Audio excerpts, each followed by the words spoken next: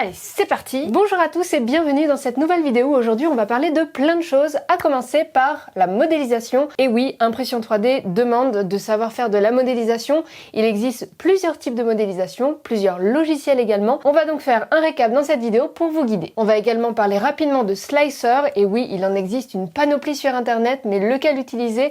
Là aussi, je suis tombée sur des informations très intéressantes que j'aimerais vous partager. On va aussi parler de la dernière imprimante que j'ai reçue, la Bambu Lab. Vous l'avez peut-être vu sur les réseaux, c'est une imprimante hyper rapide qui peut imprimer en 16 couleurs. Je vais vous faire un petit point là-dessus. Et enfin, on va terminer sur deux actualités récentes que j'aimerais vous partager. Alors, la modélisation, c'est vraiment une affaire quand on se lance dans l'impression 3D et je sais, c'est pas forcément facile. Personnellement, si vous me suivez depuis un certain temps sur la chaîne, vous savez que j'utilise principalement Fusion 360 qui est un logiciel qui permet de réaliser des modélisations paramétriques. Et il n'y a pas très longtemps, je me suis lancée dans de la modélisation organique qui est en fait tout l'opposé. Bon, et finalement, c'est quoi la modélisation paramétrique, organique? C'est quoi la différence? Alors, paramétrique, comme son nom l'indique, ce sont des modélisations où on va renseigner des paramètres. Donc on va y renseigner des mesures précises pour ensuite généralement réaliser des objets fonctionnels. À la différence, la modélisation organique, ça va être plutôt des formes organiques, donc sans paramètres, sans réglages, sans forcément avoir des codes de partout. Et en général, on utilise cette modélisation pour réaliser des objets plutôt esthétiques comme des figurines. Et donc comme je vous le disais, moi je suis plutôt spécialisée dans la modélisation paramétrique puisque c'est la modélisation que je maîtrise le mieux. Mais par contre, je vous avoue que je me suis sentie assez limitée dans mes créations et donc j'ai voulu apprendre la modélisation organique. Je me suis donc lancée sur une application sur l'iPad parce que pour moi le stylet ça me paraissait beaucoup plus pratique pour faire ce genre de modélisation. Et tout récemment, si vous me suivez sur les réseaux sociaux, Instagram, Twitter, vous avez peut-être vu passer que je me formais à Blender. Alors oui, Blender, c'est une usine à gaz. Si vous avez déjà ouvert ce logiciel, franchement, c'est compliqué. Mais j'avoue qu'après y avoir passé quelques heures, eh bien, le côté un peu mystique du logiciel commence à s'estomper tout doucement et j'y vois surtout un axe d'apprentissage qui est très complémentaire à Fusion 360. Bref, tout ça pour vous dire qu'il y a vraiment deux manières de modéliser. Donc le paramétrique, il y a pour moi des logiciels principaux que je vais vous conseiller. Le premier, c'est évidemment Fusion 360. C'est celui que j'utilise principalement dans tous mes projets sur la chaîne depuis son lancement, c'est ce logiciel que j'ai utilisé. Alors, Fusion 360 est un logiciel qui est gratuit pour les makers si vous n'en faites pas un usage commercial. Vous avez donc une licence limitée à 10 projets simultanés, donc si vous avez plus de 10 projets, il suffit de les archiver pour en lancer un nouveau. Il est plutôt facile à prendre en main, son interface est claire, il y a des icônes partout, voilà, c'est très visuel, et puis il fait plein d'autres choses que je vais pas vous détailler ici. L'avantage aussi, c'est que maintenant vous trouverez pléthore de tutoriels sur ce logiciel, j'en avais d'ailleurs fait 2 sur la chaîne qui ont peut-être un peu vieilli puisque l'interface a un petit peu changé,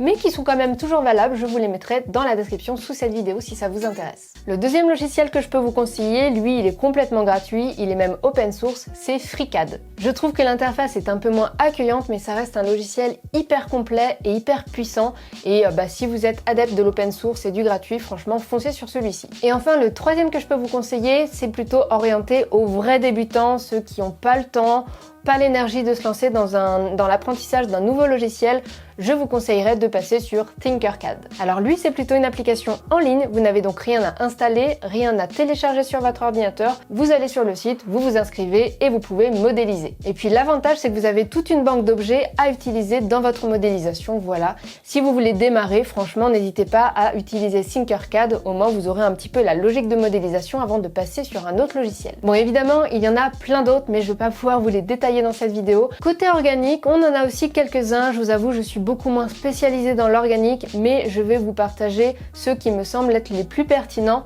Mais n'hésitez pas à me partager dans les commentaires si vous en avez d'autres qui sont assez intéressants à partager à la communauté. Le premier, je vous en avais déjà parlé en vidéo et en live, c'est Nomad Sculpt. Il n'est pas sur PC, il est sur tablette, Android et iOS.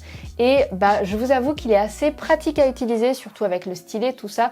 Voilà, c'était pour moi une bonne initiation dans la modélisation organique. Pour son prix, il coûte 15 € et c'est sans abonnement, donc c'est pratique, on l'achète une fois et on l'a pour toujours. Et enfin, je vais vous parler de Blender, qui pour moi est un logiciel assez hybride entre l'organique et le paramétrique. Bon, j'avoue, il est vraiment pas facile à utiliser, il a une interface assez, disons, fouillie, on sait pas où regarder, on voit qu'il y a des outils partout, on sait pas par où commencer, mais sachez qu'il s'est amélioré au fil du temps et son interface est beaucoup plus accueillante qu'il y a quelques années. Il a l'avantage d'être complètement gratuit et en plus open source, il est mis à jour très régulièrement puisqu'il y a une grosse communauté derrière.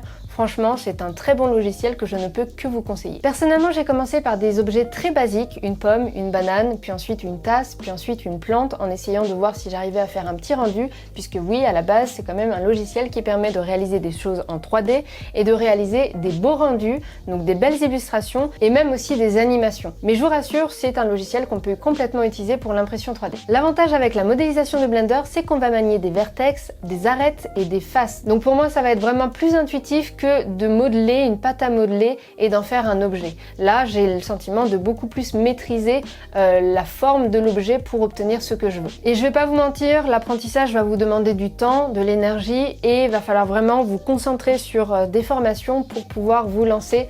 En tout cas, voilà, sachez qu'il y en a énormément sur internet, qu'ils soient payants ou gratuits.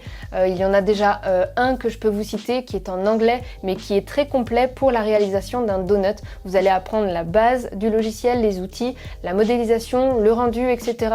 Mais voilà, vous aurez en tout cas un bon bagage dans les mains pour pouvoir suivre d'autres tutoriels qui vont beaucoup plus vite sur YouTube pour obtenir ce que vous voulez dans vos créations. Et si jamais la modélisation vous gonfle, eh ben sachez que vous pouvez tout à fait utiliser Blender pour la modification de STL et pouvoir modifier les STL que vous retrouvez sur internet à ce que vous souhaitez pour pouvoir les imprimer chez vous. Et pour ceux qui connaissent déjà Blender pour la modélisation organique, sachez que vous pouvez faire du paramétrique. Vous avez un super add-on qui s'appelle CAD Sketcher et qui vous permet de faire des modélisations un peu comme Fusion 360. Voilà, ça vous évite d'apprendre deux logiciels si vous connaissez déjà Blender. Voilà, en tout cas, j'espère que cette petite présentation de logiciels de modélisation vous aura aidé. Et vous qui avez une imprimante, vous vous demandez peut-être quel slicer utiliser ou quel est le meilleur, etc.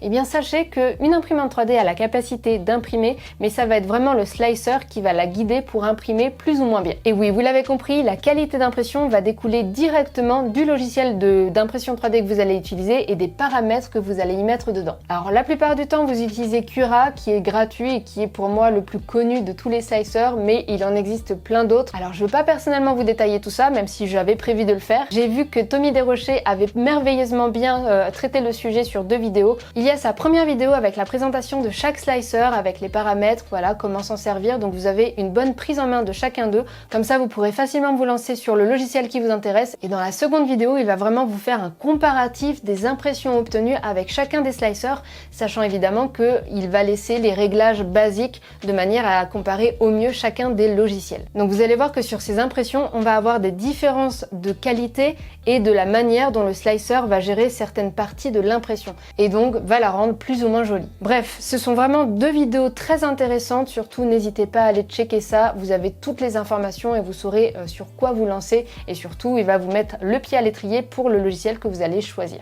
D'ailleurs, j'en profite pour faire de l'auto-promo sur le serveur Discord. On est très nombreux à s'être regroupés sur le serveur de la chaîne. Surtout, n'hésitez pas à nous rejoindre sur Discord, comme ça vous pourrez nous partager vos créations, vos doutes, vos demandes d'aide et puis vous pourrez aider les autres aussi. Voilà, on est nombreux, je vous mets évidemment le lien en description sous cette vidéo. Et puis pour ceux qui n'ont pas d'imprimante 3D à la maison, sachez qu'il existe des services d'impression à la demande externes pour pouvoir vous imprimer tout ce dont vous avez besoin. C'est le cas de PCBWay qui sponsorise cette vidéo et que je remercie au passage. Et oui, vous connaissez peut-être PCBWay, ce sont des fabricants de circuits imprimés. J'avais déjà utilisé leur service dans mes précédentes vidéos. Sachez qu'ils ont d'autres services assez méconnus comme l'impression 3D à la demande. L'avantage, c'est que vous avez un devis directement en ligne, donc il suffit d'importer votre modèle 3D directement sur le site. Vous choisissez la matière, résine, plastique et même métal. Vous choisissez aussi la couleur. Vous avez d'autres paramètres à modifier si vous avez envie de quelque chose de plus précis. Et évidemment, vous mettez la quantité dont vous avez besoin. Alors pour information, entre 1 et 10 pièces, c'est le même prix. Donc prenez 10 pièces, au moins vous aurez un petit peu plus de quantité, plus de marge. Et pourquoi pas, si c'est votre création, eh bien le vendre sur un site comme Etsy. Et en plus, l'avantage, c'est que je vous ai négocié un bon d'achat de 10 $ pour 40 $ d'achat. C'est valable sur tout le site, que ce soit l'impression 3D, le circuit imprimé ou les autres services. Donc surtout, n'hésitez pas, je vous mets le code promo en description sous cette vidéo. Et attention, il ne sera valable que pour les 50 premiers d'entre vous. Et je vous disais qu'ils avaient des services méconnus, ils ont aussi la fabrication à l'aide de la CNC. Donc la CNC, c'est plutôt l'inverse de l'impression 3D, ça va permettre de creuser dans la matière, ça peut être du métal, mais aussi du plastique. Voilà, il y a plein d'options différentes sur le site. Voilà, si vous voulez vous renseigner, je vous mets tout ça en description avec le détail de chaque technique et en plus vous avez des avis des makers avec leurs exemples de fabrication, comme ça peut vous donner plein d'idées. Et maintenant, sujet tant attendu, je vais vous parler de l'imprimante Bambu Lab. Oui, vous l'avez vu sur les réseaux sociaux, probablement si vous traînez un petit peu par-ci et par-là, je l'ai reçue il y a quelques jours, quelques semaines. J'ai eu l'occasion de commencer à la tester. Malheureusement, j'ai pas eu le temps de la tester en profondeur, donc je ne vais pas vous faire une vidéo test complète comme j'ai pour habitude de le faire sur la chaîne, mais je vais vous en parler de manière à vous donner un petit peu toutes les évolutions qu'on peut retrouver sur cette machine. Alors la Bambu Lab, pour moi, c'est une imprimante pro, mais destinée à un grand public, puisqu'on va avoir vraiment toutes les caractéristiques d'une imprimante haut de gamme, sur un prix assez petit, et surtout, elle est plug and play, c'est-à-dire vous la recevez, vous la branchez, et hop, vous vous en servez directement. Comme vous pouvez le voir, déjà esthétiquement, elle est complètement différente de toutes les imprimantes chinoises que j'ai pu recevoir jusqu'à présent. Et franchement, ça fait vraiment du bien d'avoir quelque chose d'enfin différent. Elle peut imprimer jusqu'à 16 couleurs nativement. Et oui, 16, c'est-à-dire qu'elle est déjà fournie avec un rack de 4 couleurs, mais vous pouvez en rajouter 3 autres qui feraient 4 x 4 couleurs, donc 16 au total. Vous le savez peut-être, mais des imprimantes multicouleurs sur le marché, il n'y en a vraiment pas. Pas du tout. On en retrouve parfois de 2 ou 3 couleurs, mais vraiment c'est anecdotique. On a vu passer la palette, donc une machine qui permet de gérer les couleurs de manière indépendante à l'imprimante. Donc voilà, c'est pas mal.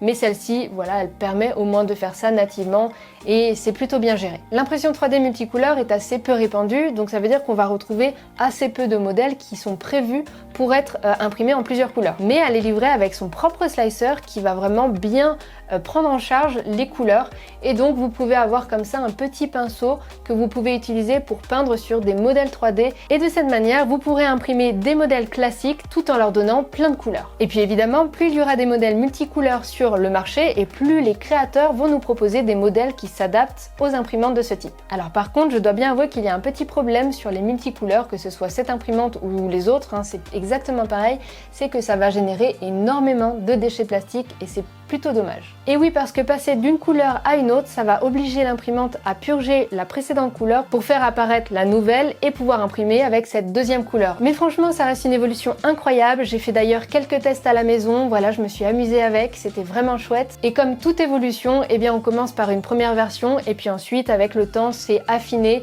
et optimisé évidemment. Et évidemment, ça reste une imprimante classique, on peut imprimer avec une seule couleur, et j'ai été super étonnée de la rapidité de cette imprimante, c'est incroyable. Elle m'a imprimé un Benchy, donc ce petit bateau, en 15 minutes chrono, c'est incroyable, et regardez la qualité, franchement c'est fou. Donc si vous n'êtes pas forcément adepte du multicouleur et du déchet que ça génère, eh bien ça reste une imprimante d'une rapidité incroyable tout en donnant une super qualité d'impression. Actuellement, cette imprimante est en Kickstarter, ils ont dépassé les 5 millions de dollars. Et oui, 5 millions de dollars, donc c'est pour vous dire à quel point ça a remué dans le monde de l'impression 3D. Je sais qu'il reste encore quelques packs, voilà, n'hésitez pas si ça peut vous intéresser, ou en tout cas vous renseigner, parce que je vous ai donné des choses assez sommaires de cette imprimante, mais il y a beaucoup de caractéristiques. Par exemple, sur cette impression, eh bien, la dernière couche, la buse va passer par-dessus pour lisser un maximum et faire ce qu'on appelle de l'iron par-dessus. Donc c'est comme du fer à repasser qu'on va repasser sur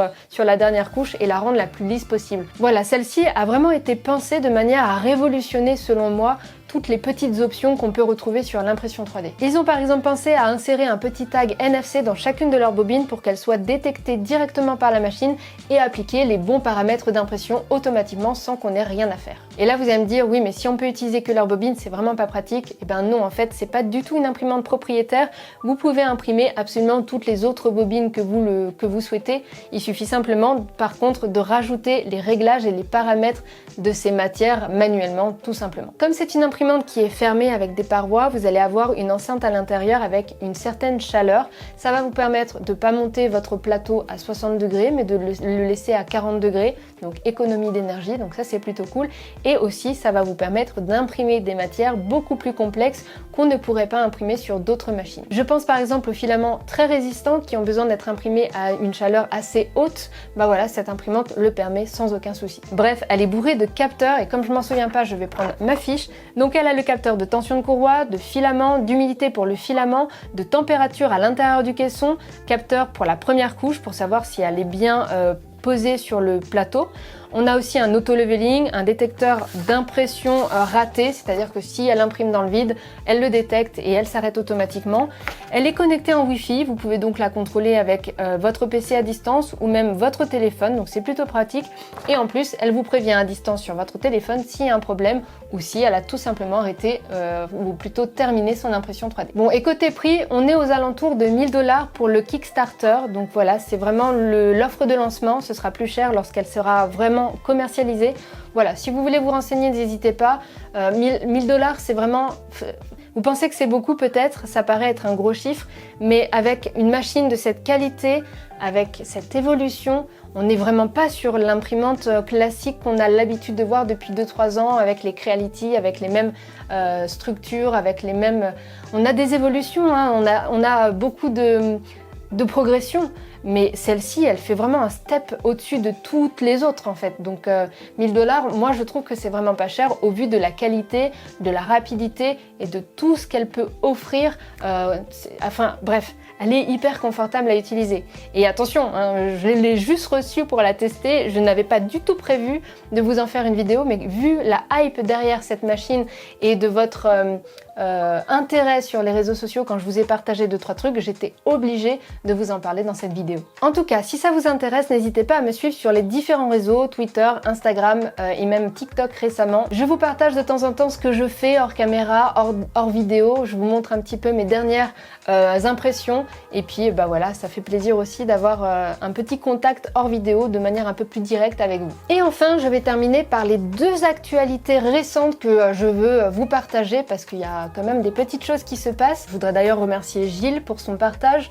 Je voulais vous partager à mon tour le projet Polyformer. Alors Polyformer, c'est quoi? Ça vous permet de recycler les bouteilles en plastique, comme par exemple celle-ci, en filament PETG à utiliser sur votre imprimante 3D. Ce projet a été entièrement fabriqué par Reiten Chen. Je suis désolée si je sais pas le prononcer, voilà, mais si ça vous fait rire, au moins ce sera déjà ça. Il a fait une jolie boîte qui s'ouvre et à l'intérieur vous avez tout le nécessaire pour découper la bouteille et ensuite transformer ces rubans de plastique en filament complètement utilisable. Le système est super ingénieux et en fait plutôt simple puisqu'il a utilisé une buse comme on utiliserait pour l'impression 3D, une buse de 1,5 mm, c'est-à-dire le diamètre de nos filaments, enfin les plus classiques du moins, et il lui suffit d'insérer le ruban de plastique dans la buse pour en sortir le filament d'1,5 qui sera ensuite enroulé par un mécanisme de rotation. Le projet est complètement open source, vous pouvez le fabriquer à la maison, je vous mets le lien dans la description sous cette vidéo si ça vous intéresse et surtout, si vous faites ce projet à la maison, partagez-moi des photos, votre retour d'expérience sur les réseaux sociaux, ça m'intéresse énormément. Et si j'ai le temps, j'essaierai de réaliser ce projet à la maison et je vous en ferai un petit retour d'expérience. Et deuxième actu, et je remercie Frédéric de me l'avoir partagé sur Twitter,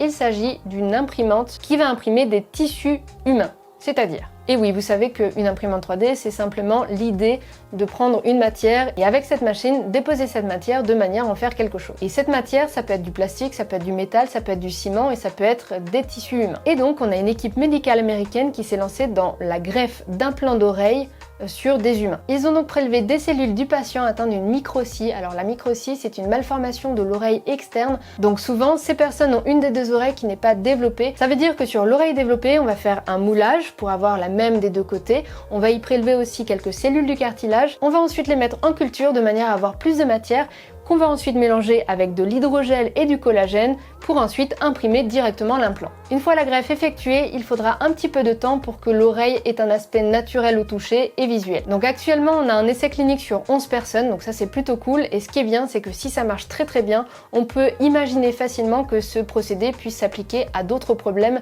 du corps humain par exemple. Voilà, cette vidéo touche à sa fin. Merci de l'avoir suivie jusqu'au bout. J'espère qu'elle vous aura intéressé. N'hésitez pas à me laisser des commentaires sous la vidéo, un petit pouce en l'air, à vous abonner. Et moi, je vous dis à très bientôt dans une prochaine vidéo.